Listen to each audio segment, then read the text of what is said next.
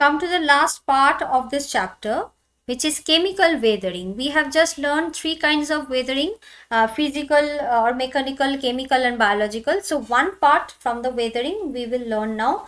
First is chemical weathering.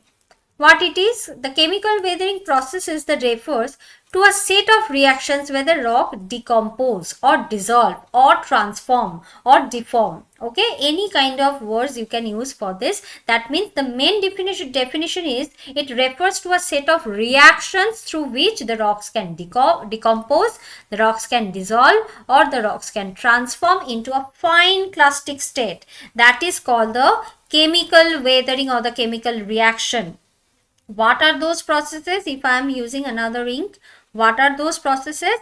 First one is solution, second one is carbonation, third one is hydration, fourth one is oxidation, and the last one is reduction. In some books the reduction is not mentioned. You can also use the 4 methods, but if in your book it's mentioned, you can obviously write those. So these are facilitated by the presence of water. In all the processes, whatever you have learned in these 4 parts, all the processes needs the water.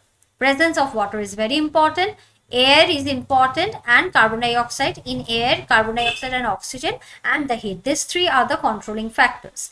The decomposition of the plants and animals raises the carbon dioxide concentration. Yes, we know that when we are going to be die, our dead body is going implanted inside the soil, so the carbon dioxide compounds is also going to be grow, and its concentration is growing, and which intensifies this reaction, and these processes are comparable to the chemical reaction observed in the laboratory, which alters the composition of the rocks involved.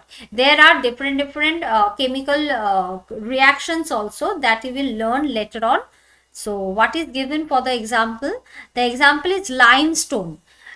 In limestone grounds undergoing the carbonation, it's a typical example of chemical weathering. Like in the limestone area, if there is a carbonation process is going on, that the limestone will be reacted, and that's why in the marble floors we are not using the acidic compounds, right? Rainwater.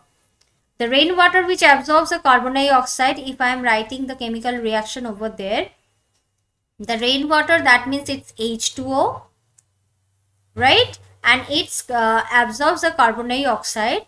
That means it comes from the air, and which makes the carbonic acid, that means H2CO3. It's called the carbonic acid, and which reacts with the limestone, which make the calcium carbonate, like CaCO3 also, to form the calcium bicarbonate.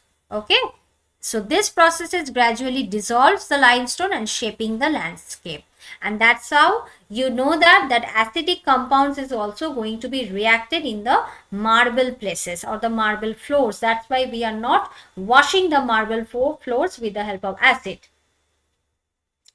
Next, what is written over there for the pointers which we have learned now? First, we have learned the definition, the transformation of the rocks into fine clastic state through the chemical reaction. What are the processes? The solution, carbonation, hydration, oxidation, and reduction. 5 processes. In all the processes, you can see the shun word, TIN, the shun word is related. So that's how we will remember those names. Essential elements: water, air, which is oxygen and carbon dioxide, most wanted components, and the heat. Role of carbon dioxide is also increase the underground by decomposition of organic matters. Comparison, it's similar to the chemical reactions in a laboratory. That's how the chemistry students are also going to be reacted for this. And real life example is the carbonation of limestone landscape. Here our chapter is already finished. Thank you.